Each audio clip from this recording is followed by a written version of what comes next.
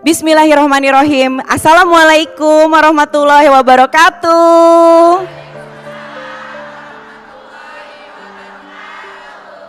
Masya Allah. Allahumma sholli ala Sayyidina Muhammad wa ala ali Sayyidina Muhammad. Pemirsa kajian hati, weekend sudah kembali di hadapan pemirsa, artinya kajian hati hadir dengan berbagai tema. Semoga setiap hal yang kami sampaikan bisa memberikan ketenangan hati buat pemirsa kajian hati. Dan tema kita untuk episode kali ini adalah tak perlu menginjak untuk tampak tinggi karena Allah lebih mencintai yang rendah hati. Masya Allah.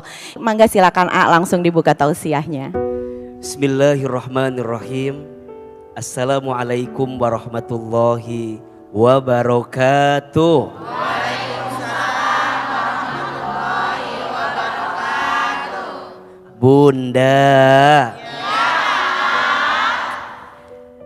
dalam hidup belajarlah menjadi orang yang rendah hati. Belajarlah rendah hati serendah-rendahnya sampai tidak ada orang yang bisa merendahkanmu. Allah Subhanahu wa taala berfirman di dalam Al-Qur'an surat Al-Furqan ayat 63. A'udzubillahi minasyaitonir rajim. Ibadur Rahman, hamba Allah yang maha pengasih dan maha penyayang itu, alladzina yamshuna fil ardi hauna, adalah orang-orang yang ketika berjalan di muka bumi dengan sikap yang rendah hati.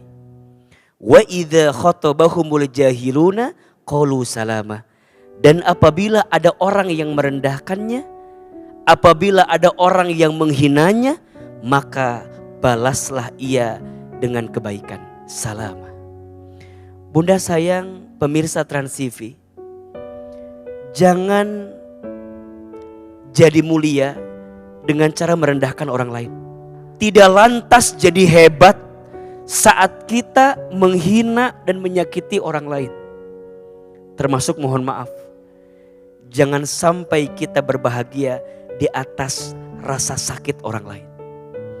Karena boleh jadi bahagia yang kita rasakan di saat yang bersamaan ada hati yang tersakiti, disitulah ada dosa yang kita lakukan.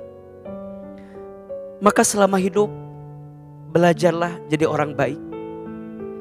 Belajar minta maaf kalau menyakiti. Belajar memaafkan kalau disakiti.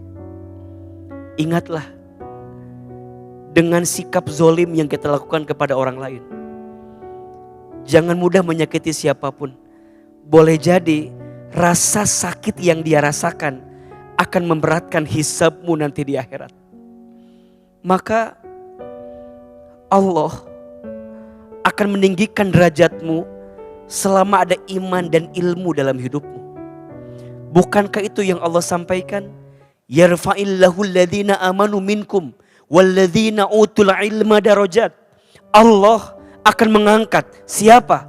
Orang beriman di antara kamu sekalian dan orang yang berilmu di antara kamu sekalian beberapa derajat. Tidak lantas mulia orang karena banyak hartanya.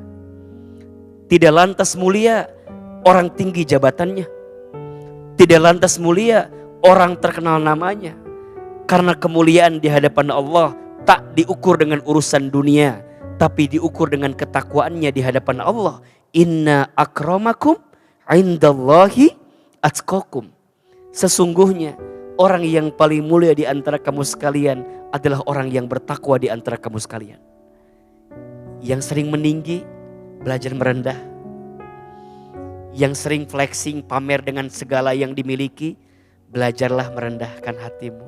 Karena pada akhirnya semua yang ada hanya dititipi dan akan kembali kepada Allah Subhanahu wa taala. Boleh mulia, tapi jangan merendahkan orang lain. Boleh besar, tapi jangan mengecilkan orang lain. Boleh bahagia, tapi jangan pernah menyakiti hati orang lain. Mudah-mudahan Allah bimbing kita semua dalam kebaikan dan kebahagiaan. Amin ya Rabbal alamin. Masya Allah, terima kasih ya untuk tausiah pembukanya. Bunda, kajian hati Alhamdulillah kajian hati hari ini kehadiran pasangan yang mungkin bisa menjadi inspirasi buat kita. Langsung kita berikan ucapan selamat datang untuk Om Hengki, Tornando dan juga Teh Baby Zelvia. Apa kabar Teh? Alhamdulillah. Alhamdulillah. Apa Saya kabar sudah Om? sehat. Alhamdulillah sehat Teh. Terima kasih udah hadir di kajian hati. Pastinya kita pengen denger cerita yang menginspirasi dari perjalanan rumah tangga Teh Baby dan juga Om Hengki yang sudah berjalan 34 tahun ya, 35 tahun ya masuk tahun ini, Masya Allah. Mangga silakan Teh. Assalamualaikum Ustadz. Waalaikumsalam. Ini agak sedikit flashback ke belakang karena 35 tahun yang lalu ya agak. Ya mudah-mudahan manfaat cerita saya.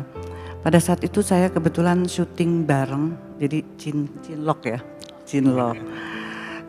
Saya juga nggak pernah punya cita-cita mau punya suami artis. Tapi memang sepertinya kalau kita bilang nggak mau akhirnya dapat gitu. Alhamdulillah pada saat kita syuting, waktu itu belum ada apa-apa, kita syuting kebetulan dipasangin jadi pasangan, jadi pacar gitu ya Pak Ustadz. Akhirnya kita lanjut kira-kira hampir setahun lah baru jadian gitu. Nah setelah itu pendek kata saya akhirnya nikah. Nah tapi setelah nikah Mas Hengki itu harus menikahkan saudara sepupunya. Karena udah dijodohkan.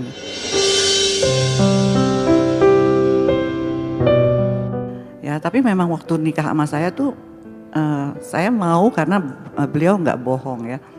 Dia bilang gini, saya mau nikah, saya mau serius. Tapi saya ini harus nikahin sepupu saya.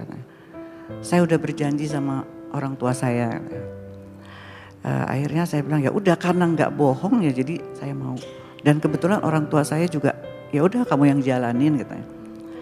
Ya terus sampai pada saat mau nikah ini ceritanya agak-agak drama ya. Yang masukin koper baju-bajunya tuh yang siapin baju nikahnya tuh saya gitu loh. Iya kan. Saya juga nggak ngerti saat itu saya punya kekuatan apa.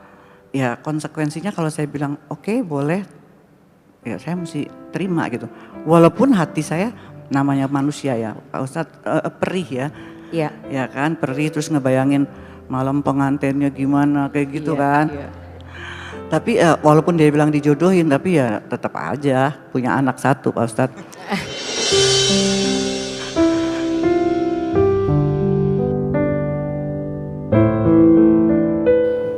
Dan ini juga nggak mudah ya. TBB pertama harus nerima beliau, kemudian harus bertahan dengan ujian yang ada. Kan rasanya nggak banyak istri yang bertahan saat suami sedang ada di bawah. Betul. Gimana cara TBB untuk melewati ini semua? Saya kalau cerita itu memang agak cengeng Pak Ustadz karena pada saat itu saya nggak bisa cerita sama orang tua saya karena saya nggak mau menyibukkan dengan pikiran yang bikin dia sedih gitu. Jujur pada saat itu saya udah punya anak 2 Pak Ustadz. Kalau Om Hengki gimana melihat sosok istri? Saya semakin hari semakin bersyukur kepada SWT bahwa ternyata Allah memberikan jodoh ke saya ini nggak salah. Ya kan? Berbagai banyak macam masalah dan ujian yang saya hadapi, tapi beliau tetap mau ada di samping saya. Ini merupakan anugerah yang besar buat saya. Rasanya tidak mudah juga, dan saya bilang sama Baby, ini kita belum selesai, masih panjang nih, kita belum mati kan itu kan. Perjalanan kita masih panjang, mudah-mudahan Allah beri kekuatan ya kan. Bahwa kita ke depan kita nggak tahu apa yang terjadi. Tapi mudah-mudahan ada bekal pengalaman yang kita sudah punya, sedikit bekal agama juga, mudah-mudahan ini menjadi bekal kita untuk ke depan nanti. Nah, akhirnya udah sampai saya punya anak 2. Kita nggak cerita sama infotainment, tapi infotainment memang rame lah saat itu. Akhirnya anak saya udah umur berapa gitu, saya punya ujian lagi dari Allah. Suami saya alhamdulillah baik banget, kena kasus narkoba. Pada saat itu memang sakit, sedih, karena anak saya masih kecil-kecil, terus kalau buka pintu tuh udah ada infotainment, terus anak saya tuh yang tanya, Mama kenapa sih Abah kok ada di penjara? Terus saya bilang, oh Abah itu salah bawa SIM. Dia nggak bawa SIM, saya bilang. Karena waktu itu masih 7 tahun ya, sekarang anak saya udah 29 tahun, yang paling kecil. Pada saat itu saya tuh sedih, terus campur aduk, kecewa. Tapi hanya berjalan 1 minggu Pak Ustadz. Hanya berjalan 1 minggu saya galau, karena saya terus saya serahin sama Allah. Dan pada saat itu saya baru pakai hijab 2 bulan. Jadi saya pikir, oh ini ujian buat saya, bukan buat Mas Hengki. Saya kuat apa enggak gitu. Apakah saya harus buka gitu kan. Saat itu juga udah di-cut tuh, syuting segala macam langsung di-cut. Karena beliau di dalam kan. Masuk pesantren yang mestinya 2 tahun lebih jadi 1,5 tahun karena baik. Nah pertanyaan saya pada saat itu, pengorbanan saya sebagai istri, apakah itu ada nilai ibadahnya Pak Ustadz? Apa yang waktu itu membuat Om Hengki pastikan berat ya ketika yang namanya dijodohin, berarti kan bukan dari kita sendiri yang ingin ya. Kalau kita flashback lagi, gimana sih cara ngeyakinin Teh Baby bahwa ini aku hanya menjalankan amanah dari orang tua gitu? Kalau saya melihat nilai sebuah kejujuran itu penting. Ya kan? Jadi apapun yang saya hadapi waktu itu, saya jujur sama Baby, ya kan? Bahwa begini keadaan saya. Tapi dia mau nerima segala sesuatunya kan, berikut resikonya gitu. Tapi pada akhirnya hari ini saya menerima semua itu adalah sebagai takdir ternyata. Inilah takdir saya dan takdirnya dia yang harus saya jalanin kan itu.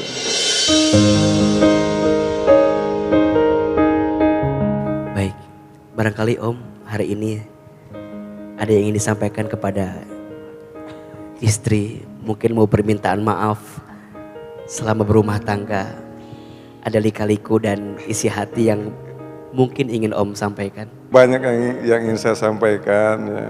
Cuman saya ini orangnya nggak pandai berkata-kata. Saya memohon kepada Allah Subhanahu Wa Taala, semoga istri saya dibukakan pintu hatinya, bisa melihat hati saya gitu ya. Emang saya nggak bisa, apa istilahnya itu, berkata-kata. Mudah-mudahan niat tulus saya untuk menjadi baik, menjadi suami yang baik, beliau bisa merasakan itu. Saya terima kasih sama Allah, saya dikasih suami seperti kamu, dikasih anak-anak yang baik. Allah nggak lihat masa lalu, Allah lihat ending kita.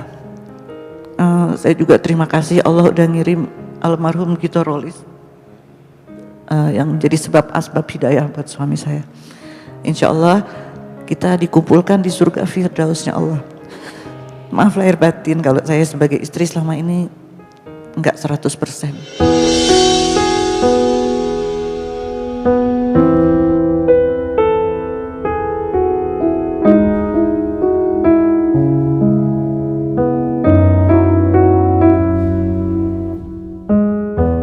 Mungkin yang ingin saya tanyakan ke Pak Ustadz ya kan, begitu besar pengorbanan istri saya terhadap saya gitu kan.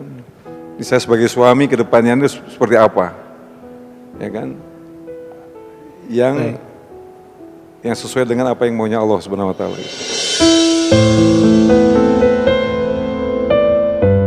Yang pertama, rumah tangga itu harus diisi dengan 2 S. S yang pertama syukur, S yang kedua sabar. Kebaikan pasangan jadi ujian syukur, kekurangan pasangan jadi ujian sabar. Siapa yang harus syukur dan sabar? Dua-duanya. Jadi suami mohon izin harus bersyukur. Karena kalau kurang bersyukur, mohon maaf, pasti mudah berpaling dengan yang lain. Jadi suami juga harus sabar. Karena kalau tidak sabar, gak kuat ngadepin istrinya. Betul? Betul. Begitupun sebaliknya. Jadi istri harus bersyukur. Belajar berterima kasih sama suami. Coba Ahilman tanya, Bunda sayang di rumah tangga lebih banyak terima kasihnya atau ngeluhnya? Terima kasih sudah jujur Bunda. Termasuk Jadi istri harus sabar. Betul nggak? Apa pahala yang Allah siapkan untuk istri yang sabar? Salamun alaikum bima sobartum fa ni'ma uqbaddar. Kata Allah, salam, selamat untukmu yang sabar. Wahai para istri, apa? Ada surga terbaik yang Allah siapkan untuk istri yang sabar. Kata Nabi SAW, barang siapa seorang istri sholat 5 waktu dan puasa di bulan Ramadan dan taat patuh kepada suaminya dan mampu menjaga dirinya, silahkan masuk surga dari pintu manapun. Makanya kalau ada istri gak masuk surga, sungguh terlalu kalau ada istri gak masuk surga. Kenapa Ustadz? Dibuka pintunya, dibuka jalannya. Makanya mohon maaf, jadi istri yang baik susah apa mudah? Mudah apa susah? Susah, karena pahalanya surga. Maka jangan kaget, janji pertama yang Allah siapkan untuk orang soleh apa? Bidadari surga. Dan siapa bidadarinya? Ya bunda. Itu pun juga kalau iya kan? Kira-kira pantas nggak bunda teh kan? Maka disebutkan kata Nabi dalam hadis yang lain, ad-dunya mata'un wa khairu mata'iha al-mar'atus solihah. Dunia itu perhiasan, dan perhiasan sebaik-baiknya dunia itu apa? Istri yang solehah. Maka Om Hengki kalau ditanya, Aa, nikmat yang paling besar apa yang aku miliki saat ini? Jawabannya, punya istri yang solehah di sampingmu. Istri yang menerima, istri yang bertahan saat suami terjatuh. Susah gak? Susah. Istri yang tetap memuliakan saat semua sudah kehilangan. Istri yang tetap di samping saat semua orang pergi meninggalkan. Maka itulah istri yang baik. Maka setiap air mata istri, setiap pengorbanan istri, setiap kebaikan istri, apa pahalanya? Surga. Maka jangan kaget, Umar bin Khattab radhiyallahu an tidak pernah marah kepada istrinya. Padahal Umar pemberani. Betul? Padahal Umar dikenal galaknya luar biasa. Padahal Umar tegasnya luar biasa. Tapi sama istri, Umar gak pernah marah. Suatu ketika ditanya oleh para sahabat, wahai Amirul Mukminin Umar bin Khattab, kenapa engkau tidak pernah marah kepada istrimu? Apa kata Umar? Bukan aku tak berani marah kepada istriku, tapi aku teringat kebaikannya. Istriku yang memasak untukku, istriku yang menyiapkan baju untukku, istriku yang berbakti kepadaku, istriku yang ngurus anak-anakku. Kata Umar, bukan aku tak berani memarahi istriku, tapi kebaikan istriku melebihi apapun, sehingga rasa maafku lebih besar daripada rasa marahku kepada istriku. Sekarang Om Hengki terus berjalan dalam kebaikan.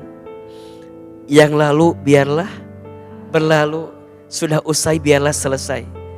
Setiap orang punya masa lalu, tapi setiap orang punya masa depan. Setuju? Setiap orang mungkin pernah terpeleset dalam masa lalunya, tapi setiap orang masih bisa berdiri dengan masa depannya. Maka hari ini aku masih bersama denganmu, bukan karena masa lalumu, tapi aku bisa melihat kebaikan di masa depanmu. Maka tadi AA bertanya, kalau harus kembali, apa janjinya? Sama-sama lagi di dunia sampai ke surga. Jadi yang benar itu rumah tangga tujuannya sama. Di dunia bersama, di surga juga bersama. Maka soleh di rumah tangga harus bersama. Maka bunda sabar. AA, kayaknya aku mah udah gak kuat ngadepin suami tuh. Udahlah di surga mah aku mau ketemu sama AA aja katanya. Kan kadang-kadang pertanyaan tuh macam-macam teh. Jadi bingung jawabnya ya ayah. Kan Ustadz, apakah saya bertemu lagi dengan suamiku di surga? Gak usah nanya begitu. Kira-kira bunda masuk surga apa enggak? Itu lebih penting pertanyaannya. Iya, itu penting. Daripada mikirin suami bunda masuk surga atau tidak, betul? Maka sekarang Om Hengki, Teh Baby, ayo sama-sama lagi, berbenah lagi. Setiap orang punya salah, betul? Setiap orang pernah punya khilaf, sudah. Ya. Kata Nabi SAW, kullu bani adamu khoto'un wa khairul khoto'ina at-tawabun. Setiap manusia pernah berbuat salah. Dan sebaik-baiknya orang yang pernah berbuat salah adalah orang yang segera kembali kepada Allah Subhanahu wa ta'ala. Maka sabar dan sholat adalah penguatnya. Ya ayyuhalladzina amanu sta'inu bis-sabri was-sholah innallaha ma'as sabirin. Bunda sayang, diuji sama suami, sabar, sholat. Ulangi, sabar, sholat. Satu doa ya untuk setiap rumah tangga. Jangan pernah lepas baca doa ini. Angkat kedua telapak tangan, sekali Bunda pemirsa Trans TV boleh diikuti satu kali. Bismillahirrahmanirrahim. Rabbana hablana min azwajina wa zurriyatina qurrata a'yun waj'alna lil muttaqina imama. Amin. Ini doa yang wajib dibaca oleh setiap rumah tangga agar Allah jaga semua dalam kebaikan di dunia sampai ke surga. Amin ya rabbal alamin. Om Hengki, Teh Baby sehat-sehat, panjang umur dan semoga istiqomah sampai husnul khotimah. Amin ya rabbal alamin. Gimana sih ya, jadi susah, menjelaskannya susah ya. Tapi artinya itu terjadi seperti itu. Jadi ketika saya pergi itu terus saya lihat ke belakang dia masih ada, saya balik lagi gitu kan. Kayak di film tuh nggak? Drama. Iya memang sih. Ya galau lah, susah diungkapkan ya. Di sisi lain saya cinta ya kan, di sisi lain di sini ada apa yang namanya itu ya, satu kewajiban, komitmen yang harus saya lakukan kan itu kan. Jadi sebenarnya dilema. Tapi yang saya bersyukurnya Baby memberikan satu kekuatan gitu kan. Jadi udahlah kamu tenang aja maksudnya gitu loh. Nah itu yang membuat saya jadi bisa melangkah gitu.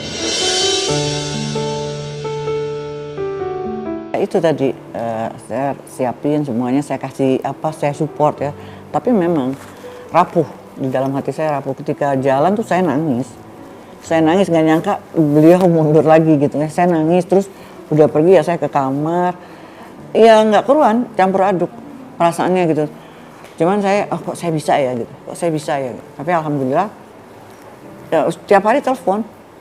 Dia telepon saya karena belum ada, kita waktu itu masih udah ada handphone apa belum sih, lupa ya, belum. Pokoknya telepon terus tuh. Beliau telepon saya tiap hari di saat beliau mau menikah. Jadi saya kuatin, saya bilang udahlah. Kamu nggak apa-apa gitu kan. Iya nggak apa-apa, habis gimana dong udah terjadi ya. Alhamdulillah sekarang semuanya saya bersyukur, saya juga hubungan sama mantannya Mas Hengki baik-baik karena mereka masih ada hubungan keluarga. Terus sama anaknya Mas Hengki yang di sana juga saya baik. Jadi alhamdulillah semuanya udah lancar sih, insya Allah.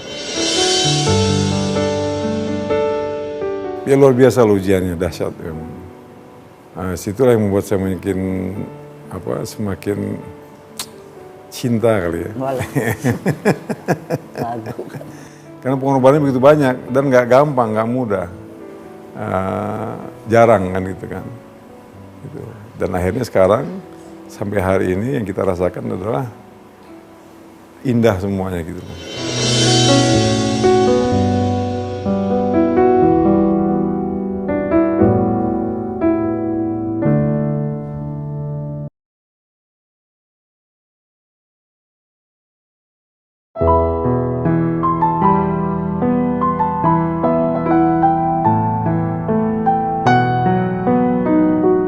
Bunda, kajian hati. Ada satu yang cantik pakai baju hijau, yang ini aja deh yang aku tunjuk. Silahkan. Assalamualaikum warahmatullahi wabarakatuh. Waalaikumsalam warahmatullahi wabarakatuh. Perkenalkan, nama saya Oki Agustina. Alhamdulillah saya punya 4, ini bukan rumah tangga ya. Gimana mau nanya rumah tangga, bingung gue. Boleh kan ya, soal semua anak bawa aja cerita ya. Masing-masing. Iya. Alhamdulillah saya ibu dari 4 orang anak, 2 laki-laki dan 2 perempuan. Dan anak saya yang paling besar usia 22, sudah 22 tahun. Udah mulai dewasa, udah mulai bilang mau nikah muda. Waduh. Tapi jujur ya Pak Ustadz, mungkin karena saya pernah gagal juga, jadi ada satu kekhawatiran. Jadi saya bilang sama kakak, Kak jangan dulu dah. Pertama mungkin karena belum mau dipanggil omah ya kan. Kedua mungkin aku ngerasa menikah itu memang ibadah ya, tapi kakak mungkin sudah dewasa, sudah untuk keuangan mungkin boleh dibilang mapan. Tapi hati itu atau mental itu belum tentu siap.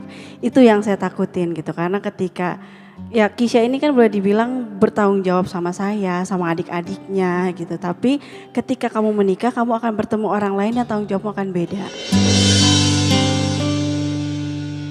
Jadi saya memang agak satu khawatir sih dan sedikit melarang untuk menikah muda. Saya bilang nanti aja Kak, kalau benar-benar kamu sudah mantap hati, karena Bunda juga nggak mau kamu juga mengalami kegagalan seperti Bunda dan ayahmu gitu. Jadi saya agak sedikit melarang sih Ustadz gitu.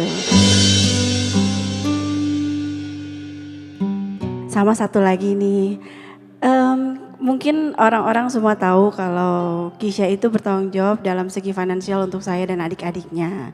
Membantu keuangan keluarga itu dari kecil. Walaupun memang semua itu tidak saya minta. Itu memang dari Kisha-nya sendiri yang memang dari kecil. Karena mungkin setelah berceraian saya sama ayahnya, Kisha ngelihat saya harus kerja banting tulang untuk ngidupin dia dan adik-adiknya. Jadi dia bantu saya untuk bekerja.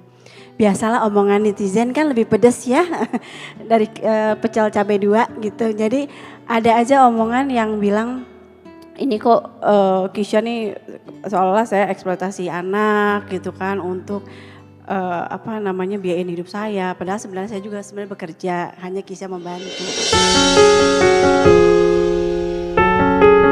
Dan kita juga kan sering dengar ya kalau Keisha tuh begitu sayang sama mamahnya. Ya, Masya Allah. Beliau bahkan seringkali mendengar memilih untuk bekerja luar biasa Masya Allah. untuk membantu ibu dan adik-adiknya. Iya. Apa ya yang kemudian Mbak Oki hadirkan kepada dia sampai sesayang itu sama ibunya? Karena kita jujur loh, iri loh ketika ada anak, ya betul. anak tuh bisa sayang sama orang tua tuh kan luar biasa gitu. Kalau aku berusaha untuk jadi ibu yang selalu ada buat anak-anak, itu aja Ustadz. Jadi bilang tadi kakak mau gimana pun, mau ada apapun selalu ceritanya sama Bunda, jangan sama orang lain. Jadi ketika anak ada masalah itu selalu cerita dan aku selalu walaupun sibuk-sibuknya aku, tapi aku selalu ada sih buat anak-anak. Mungkin kalau aku melihatnya ini adalah satu hikmah dari kegagalan aku kemarin. Mungkin aku tidak dibahagiakan oleh mantan suami tapi dibahagiakan oleh anak. Dan untuk kayak rezekinya Kisha sekarang pun aku melihatnya ya mungkin aku dulu di saat berpisah sama ayahnya, aku meninggalkan semuanya gitu kan. Aku tidak, aku tidak money oriented mungkin saat itu. Jadi kalau orang bilang kan ini Oki gimana sih gitu, punten ya. Saat aku berpisah sama ayahnya kan Pasya Ungu tuh lagi kaya-kayanya, lagi ganteng-gantengnya, lagi tenar-tenarnya, tapi aku tinggalkan. Mungkin ini diganti sama Allah, rezeki aku yang dulu tuh lewat Kisha gitu. Takut kehilangan ya, namanya ibu pasti ada ya, nggak cuma sama Kisha, sebenarnya sama anak-anak yang lain juga gitu kan. Nanti aduh kalau udah nikah nih gimana gitu kan, kalian tinggal sama yang perempuan tinggal sama suami gitu, yang laki-laki bareng istrinya gitu, pasti ketakutan ada. Cuman kalau aku mungkin lebih ke Kak, Bunda pernah gagal, jadi Bunda nggak pengen kamu gagal lagi, aku lebih ke situ sih. Yang mau saya tanya ini Pak Ustadz, sampai mana sih batasan orang tua dalam urusan pernikahan anak nih? Maksudnya saya takut juga kalau dibilang ini emaknya ikut campur nih gitu kan, anaknya udah siap nikah kok nggak boleh, sedangkan saya ada ketakutan tersendiri.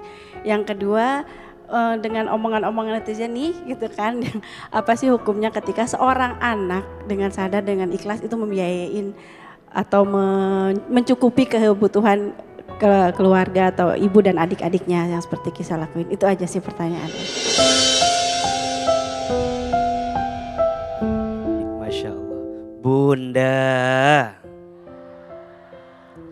pertama yang harus kita pahami, di dalam Islam, anak laki-laki yang sudah baligh dan berakal, maka dia berhak penuh atas keputusan dalam pernikahannya. Dan orang tua tidak bisa menahan atau melarang tanpa alasan syar'i yang kuat. Apa di antara alasannya? Tentu yang namanya pernikahan itu bukan sekedar menikah, tapi yang paling panjang perjalanannya dalam pernikahan itu. Butuh banyak bekal, butuh banyak kesiapan. Kesiapan mental, kesiapan spiritual, kesiapan emosional, kesiapan finansial. Itu semua perlu dihadirkan.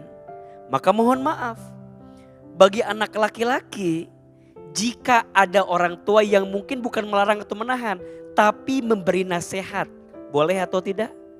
Boleh. Memberi pandangan, boleh atau tidak? Boleh. Memberi saran, boleh atau tidak? Boleh. Maka di situ ada ruang komunikasi antara anak dengan orang tua. Tapi ingat, orang tua juga jangan egois. Jika kemudian anak sudah merasa siap semuanya, mentalnya siap, spiritualnya siap, emosionalnya siap, dan finansialnya siap, maka percayalah, boleh jadi dengan anak menikah, disitulah pintu keberkahan yang Allah siapkan. Karena mungkin dikhawatirkan kan, kalau nggak nikah khawatirnya malah berbuat hal yang tidak sesuai dengan maunya Allah, berbuat hal yang malah mungkin jadi salah. Maka pada posisi ini, posisi kita cukup memberikan saran, cukup memberikan nasihat, cukup memberikan arahan, keputusannya kita kembalikan kepada anak laki-laki kita. Karena anak laki-laki kita sudah punya pandangan mana yang terbaik untuk kita. Yang kedua, bagaimana kalau kemudian ada seorang ibu yang mendapatkan kebaikan dari anaknya, Masya Allah. Itu adalah keberkahan juga. Dan ingat ya, kalau anak itu tidak merasa terbebani saat memberi kepada orang tuanya, jangan kemudian kita bilang orang tuanya matre. Jangan juga kita bilang orang tuanya mengeksploitasi anak, bukan. Justru ini ciri anak yang soleh dan berbakti kepada orang tua. Apa sikapnya? Bahagiain orang tua. Dan kita percaya tidak akan pernah berkurang rezeki seorang anak saat memberi kepada orang tuanya.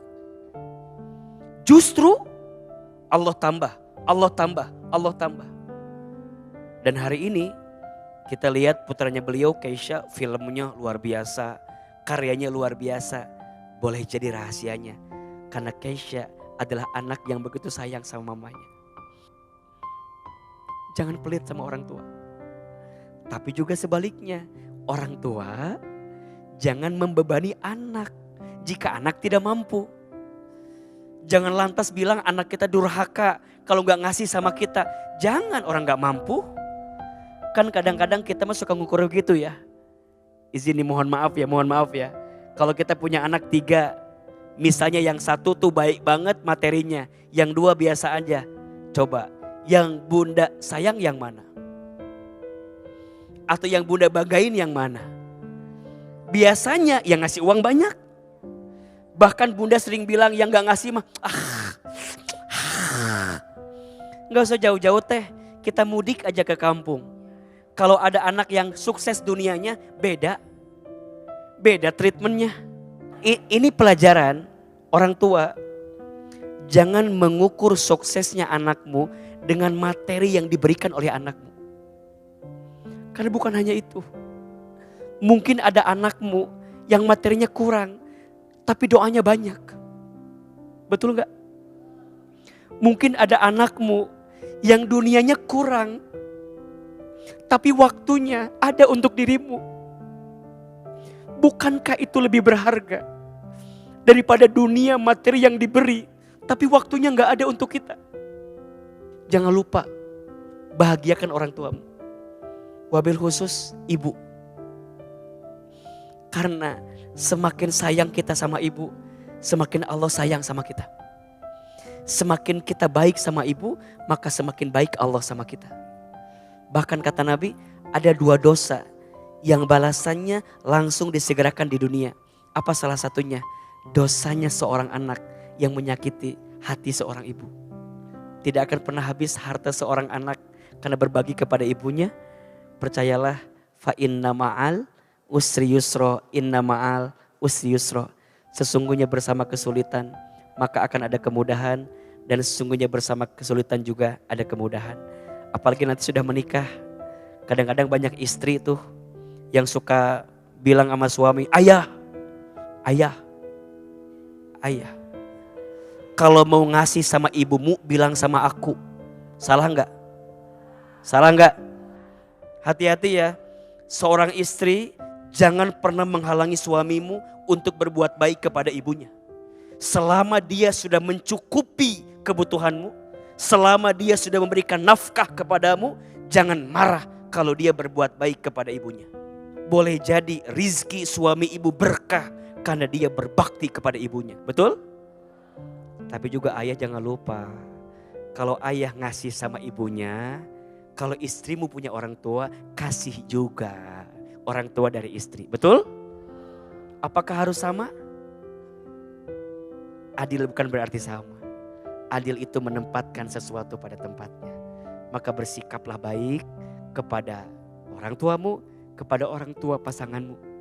Karena setelah menikah tidak ada ini orang tuaku, itu orang tuamu, tidak ada. Setelah menikah ini orang tua kita, itu orang tua kita. Udah sempat ngomong, lebih bertanya sih tepatnya, Bung gimana kalau aku nikah muda gitu kan. Kalau aku yang pasti mau nikah muda, yang penting siap mental dulu, yang pasti harus iman.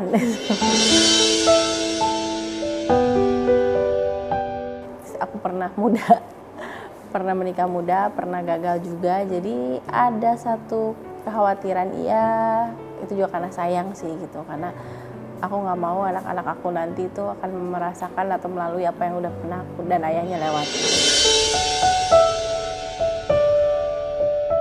Kalau yang aku lihat Kisha bisa dewasa memang mungkin karena keadaan juga gitu, karena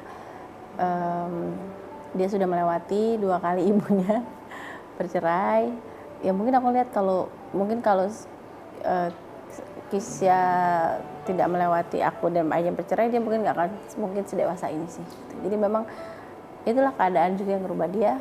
Ya itu Allah tuh maha baik ya, walaupun dia dibilang apa ya, anak broken home lah, yang orang tuanya pisah, tapi dia bisa ngebuktiin ke orang-orang ya gue bisa hidup lebih baik kok.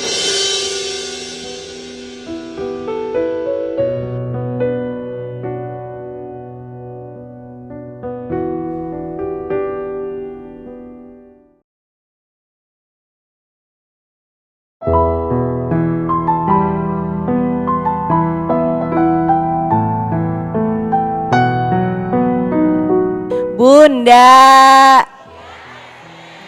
masih di kajian hati. Aku mau pilih yang ini,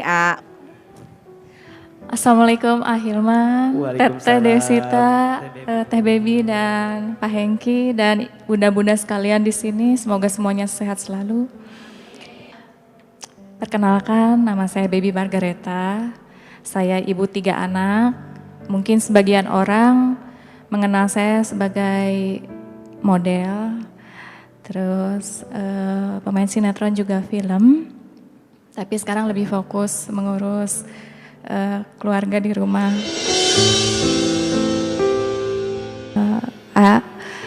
Dulu saya punya masa lalu yang sudah melewati banyak fase. Dulu saya syuting film, foto, yang mungkin orang lain mengenal saya dengan penampilan yang seksi.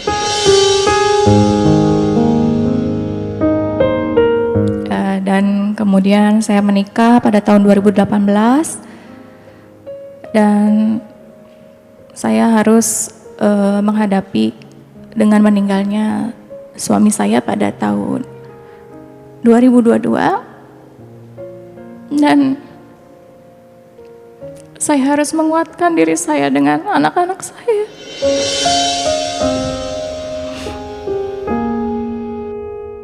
Ya, pada saat itu buat saya itu adalah ujian sangat berat ya. Saya selalu berdoa, ya Allah tolong kuatkan hamba, beri hamba rezeki yang halal. Karena saya juga sudah tidak mau ya berkecimpung di dunia model gitu kan.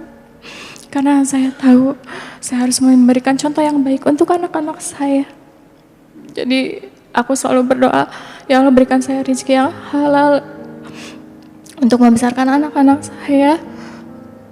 Dan kuatkan saya, berikan saya kesehatan dan panjang umur agar saya bisa mendampingi anak-anak saya sampai dewasa nanti gitu.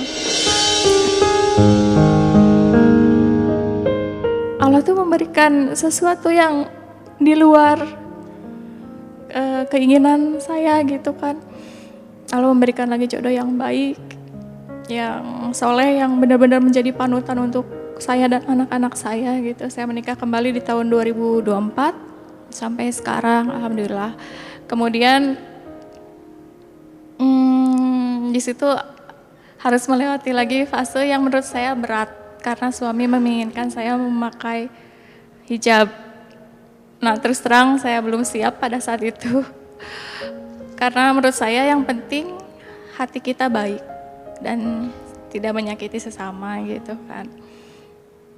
Waktu itu sempat berselisih dengan suami dan kita sempat break. Di situ aku merenung gitu kan, merenung apakah saya di sini salah atau gimana? Karena saya cukup pribadi yang keras kepala. Akhirnya ya alhamdulillah saya mau berhijab dan karena saya juga ingin menjadi istri yang soleha, berbakti sama suami dan saya juga ingin memberikan contoh yang baik untuk anak-anak saya. Alhamdulillah sekarang saya menikmati hidup menjadi ibu rumah tangga, menikmati rumah tangga yang sederhana, jauh dari dunia hiburan lagi. Dan jujur sih, saya tuh kadang masih kangen rindu dengan syuting, dengan foto gitu kan. Karena ya itu yang selama ini membesarkan saya gitu kan. Sudah hampir sekitar 26 tahun saya berkecimpung di dunia entertain. Kadang suka kangen syuting, bukan ingin kembali ke dunia yang lama ya. Saya juga kalau syuting misalkan saya sekarang pengen dengan versi saya yang sekarang gitu kan, yang berkerudung gitu. Gimana sih caranya supaya kalau misalkan godaan itu datang tuh, cara menghindarinya gimana supaya saya tetap istiqomah, karena jujur banyak tawaran syuting film itu mereka tidak mau yang berkerudung gitu. Terus saya juga masih menyimpan foto-foto saya di media sosial. Sebagian sudah dihapus, sebagian masih ada karena menurut saya itu titik perjalanan saya dan saya kadang buat kenang-kenangan nih bahwa saya tuh pernah ada di titik ini gitu. Itu hukumnya gimana? Karena belum dihapus gitu. Ya, makasih. Masya Allah, terima kasih Teh Baby. Ini memang menjadi dilema bagi banyak orang yang baru saja berhijrah atau menutup ya. Pasti ada dilema kayak pengen buka lagi karena ada beberapa yang mungkin ngerasa kayaknya malah jadi nggak punya kerjaan gara-gara ditutup hijabnya kayak gitu. Mangga silakan. Masya Allah, Bunda. Ada dua hal yang ingin coba Ahilman sampaikan. Satu, belajar istiqomah dengan segala kebaikan. Yang paling berharga dalam setiap etapa hidup kita itu namanya hidayah. Namanya apa? Hidayah, petunjuk dari Allah. Saat hidayah sudah memelukmu, saat hidayah sudah merangkulmu, maka jangan pernah lepaskan, karena itu adalah bekal kebahagiaan yang kekal selamanya. Ustadz, gimana caranya? Karena kadang-kadang godaan mah ada aja, betul nggak? Dari depan lolos, dari belakang. Dari belakang lolos dari samping. Maka setidaknya teteh ada 3 yang perlu kita miliki agar bisa istiqomah. 1, kuatkan imannya. Maksudnya apa, A? Bahwa teh baby itu hijrah karena Allah. Bukan karena oleh. Karena siapa? Karena Allah, bukan karena oleh. Ingat tujuan, ingat Allah. Ingat tujuan hidup, kita ketemu dengan mati. Betul gak? Kan yang paling mahal itu pada akhirnya kita istiqomah, wafat dalam keadaan husnul khotimah. Maka ada yang bilang hijrah itu mudah. Iya, yang susah istiqomah. Jadi kalau kita mau selesai, ya silakan. Tapi justru teh baby, kalau sudah Allah titipkan hidayah ini, pegang baik-baik. Terus ingetin, ini karena Allah, bukan maunya kita. Dan Allah tidak mungkin mengantarkanmu di titik ini kecuali Allah menyiapkan kebaikan untukmu. Mungkin teteh secara dunia kehilangan, tapi bukankah secara ketenangan teteh dapatkan? Secara dunia mungkin kita kehilangan, tapi bukankah secara keberkahan teteh dapatkan? Ingat ya, jangan pernah mengukur rizkinya Allah dengan materi. Tolong jawab, sehat rezeki bukan? Punya suami yang soleh rezeki bukan? Punya anak yang baik rezeki bukan? Punya hati yang tenang rezeki? Teteh, mungkin tawaran foto berkurang, tawaran syuting berkurang. Tapi bukankah Allah isi hati teteh dengan ketenangan? Anak-anak baik, suami soleh, rizki ternyata ada jalan yang lain yang Allah buka. Jadi Allah tidak mungkin menutup satu hal kecuali Allah buka hal yang lain, apalagi hal ini kebaikan. Maka kalimatnya, jangan pernah takut meninggalkan sesuatu karena Allah. Pasti Allah akan ganti dengan sesuatu yang lain. Dan yang kedua, tambahkan ilmunya. Hadir di majelis ilmu, rajin-rajin ngaji, ketemu guru yang baik, yang soleh, agar setiap yang keluar di lisannya adalah kebaikan-kebaikan. Izin ya, kita penting sekali disibukkan dengan ilmu, apalagi perempuan. Perempuan itu harus sibuk dengan ilmu. Kalau gak sibuk dengan ilmu, perempuan akan sibuk dengan perasaan-perasaannya. Sibuk dengan cemburunya, overthinkingnya, insecure-nya, maka sibuklah dengan ilmu. Dan yang terakhir, teteh, temukan lingkungan yang baik. Kadang-kadang istiqomah kita itu ditentukan oleh lingkungan yang baik bersama kita. Maka insya Allah teteh, mungkin teteh kehilangan teman-teman yang dulu. Tapi teteh Allah pertemukan dengan teman-teman yang baru. Yang hari ini mengisi hari-hari teteh. Dan yang paling penting doa. Karena yang bolak-balik hati siapa? Allah. Ya muqallibal qulub, tsabbit qalbi ala dinik. Duhai Allah yang membolak-balik hati, tetapkan hatiku di jalan agamamu. Yang kedua, bagaimana kalau ada foto-foto kita dulu yang masih tersimpan?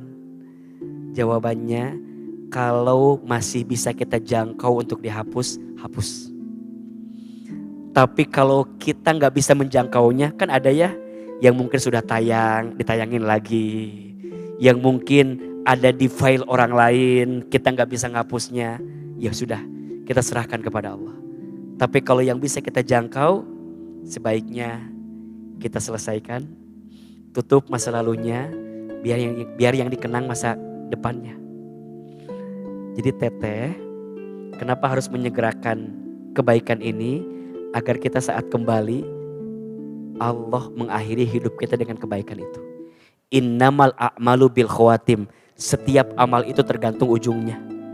yang dikenang itu yang baik-baik.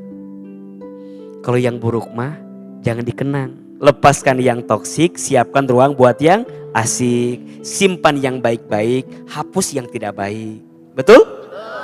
Tapi kan kenangan cukup dikenang diri kita saja. Orang gak usah tahu. Karena apa? Khawatirnya orang ingat keburukan itu sampai orang lupa kalau Teh Baby Margareta sudah berubah menjadi orang yang lebih baik hari ini. Betul. Betul nggak? Betul.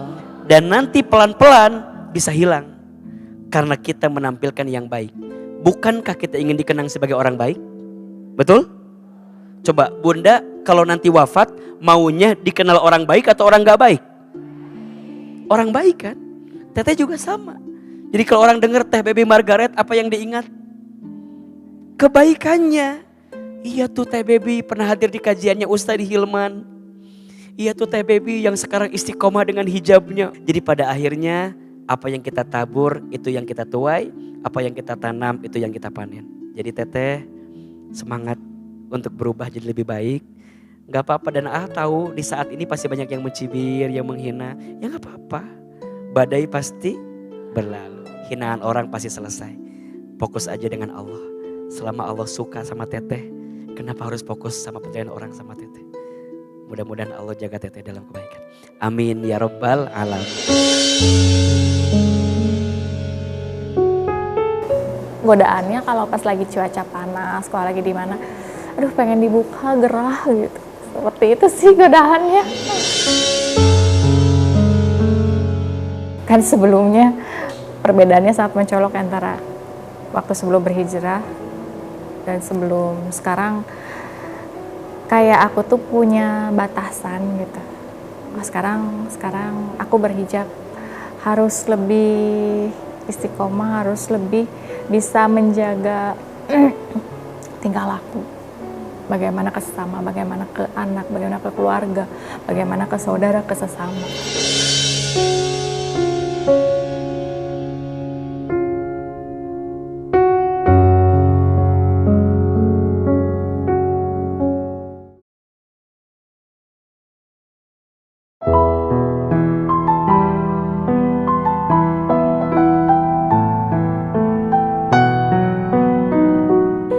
Bunda, masih di kajian hati. Kita kasih kesempatan lagi deh. Tadi udah dari depan ya, A. Yang di belakang deh, Bunda yang di belakang. Angkat dulu. Yang orange boleh, A. Ibu yang pakai kerudung orange, Ibu silakan. Warahmatullahi wabarakatuh. Waalaikumsalam warahmatullahi wabarakatuh. Saya Ibu Aci dari Majlis Ta'lim Al-Muhibah. Oke, silakan Ibu Aci. Mau ini curhat dulu sebentar tentang rumah tangga. Saya sama suami sering bertengkar gitu ya, sering cekcok gitu. Tapi suami itu kadang-kadang suka dia mengatakan yang dibawa-bawa masalah ibadah saya gitu. Ya masalah ibadah saya yang kata dia percuma kamu ibadah, percuma kamu sholat, ngaji gitu. Kamu begitu gitu. Apakah saya ini ibadah saya, sholat saya diridhoi sama Allah gitu? Karena suami sering bilang gitu. Iya begitu. Percuma kamu mah sholat juga. Iya. Kamu gitu sama aku gitu ya. Emang ibu tuh ngapain ke suami tuh? Sering ini Kak. Ibu suka bilang apa? Cekcoknya apa sih? Kan kalau cekcoknya sering baca-baca di ituin dia gitu. Tapi dia nggak mau salah gitu. Baca WA-nya dia. Oh, baca WA-nya dia. Ibu baca WA dia. Baca WA dari itu apa sih? Ada yang masuk cewek gitu yang masuk. Cewek sayang-sayangan. Ibu gitu. teh cekcok lah. Cekcok lah. Tapi saya jadi dia sebenarnya saya itu nggak boleh ngomong gitu. Iya. Udah diem aja. Benar. Gitu. Terus? Tapi kan saya namanya Istri. ya, Cemburu ya kan. Cemburu lah. Kenapa dia bisa WhatsAppan sama cewek lain? Iya, gitu. Ibu juga kenapa buka-buka WhatsAppnya? Penasaran. Jadi cekcok lah. Cekcok lah gitu. Akhirnya suami bilang, percuma kamu mah sholat juga. Kalau begitu kerjaannya gitu ya. Iya.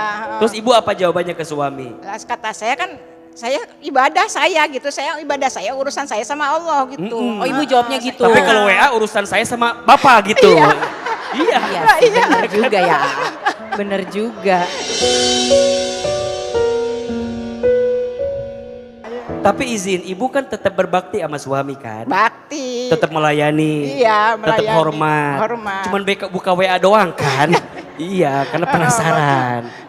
Iya kan memang kalau istri ada gitunya, Iya. nggak apa-apa. Iya. Suami juga harusnya bisa menjaga ya kan, Udah jauh Oh mau tes gitu. jadi ibu tar dulu, ibu udah berapa lama nikahnya sama suaminya? Udah 38 tahun. Masih cemburu buka-buka handphone 38 tahun bu, ya Allah.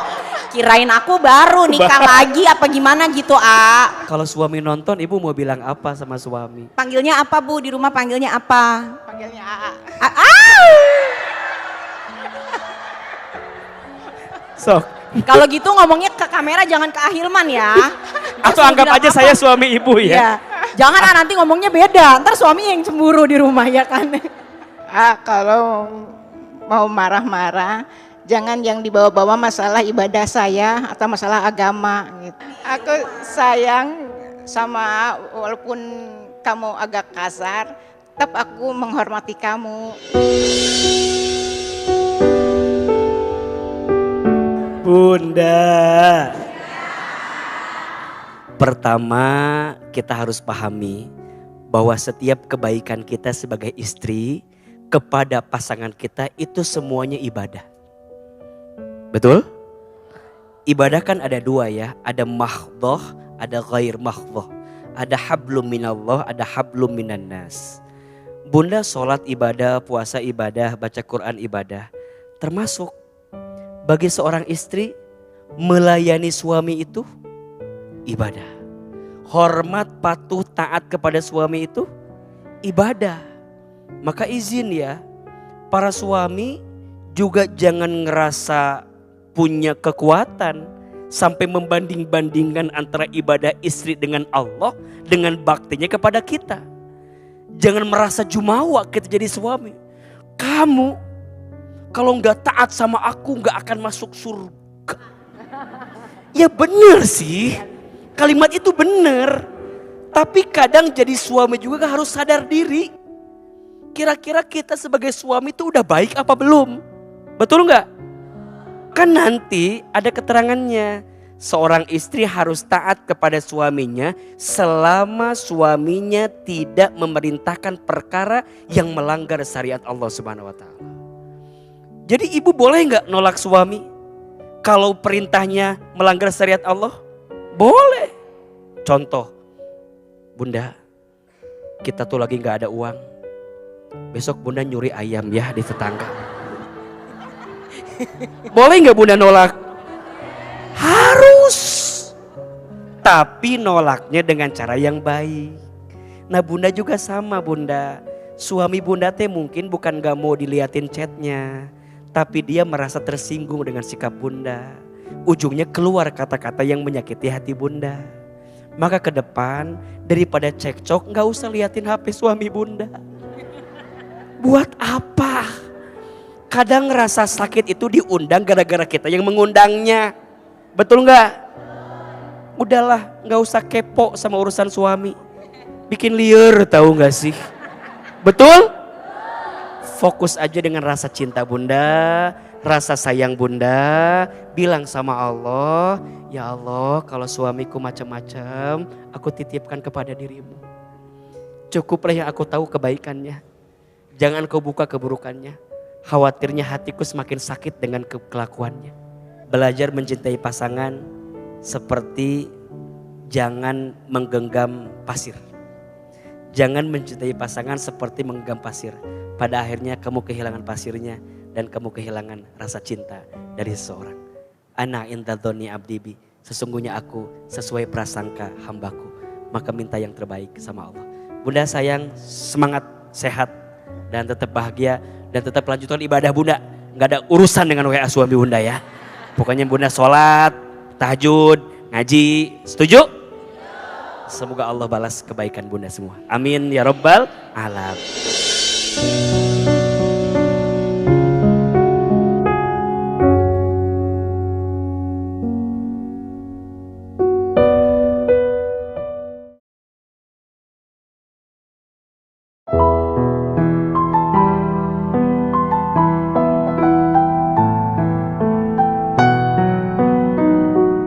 Bunda, jadilah mulia dengan tanpa merendahkan orang lain. Jadilah besar dengan tanpa mengecilkan orang lain. Jadilah bahagia dengan tanpa menyakiti hati orang lain. Sibuk aja jadi orang baik. Karena pada akhirnya setiap kebaikan hanya akan memeluk orang baik. Dan setiap kebaikan hanya akan bersama dengan orang-orang yang baik. Belajar rendah hati, belajar tawadhu dengan hidup. Jangan sombong, jangan takabur. Karena pada akhirnya kita semua hanya milik Allah. Dan akan kembali kepada Allah. Semoga Allah semakin mencintai dan menyayangi kita semua. Amin ya rabbal alamin. A'udzubillahi minasyaitonirrajim. Bismillahirrahmanirrahim. Alhamdulillahirabbil alamin. Allahumma sholli ala sayyidina Muhammadin wa ala alihi wa sahbihi ajmain. Ya Allah, ya Rahman ya Rahim. Duhai Allah yang Maha Pengasih lagi Maha Penyayang. Ya Allah, sayangilah kami semua dengan rahmat-Mu. Cintailah kami semua dengan kasih sayang-Mu. Ya Allah ya Hadi, duhai Allah yang Maha memberi petunjuk. Ya Allah, tunjukkanlah kepada kami jalan yang lurus. Tunjukkanlah kepada kami jalan yang bisa mendekatkan kami lebih dekat denganmu. Maafkan kami ya Allah jika pernah menyakiti orang lain. Maafkan kami ya Allah jika pernah menyinggung perasaan orang lain. Dan wafatkan kami nanti semua dalam keadaan husnul khatimah. Rabbana atina fid dunya hasanah wa fil akhirati hasanah wa qina azabannar. Amin ya rabbal alamin.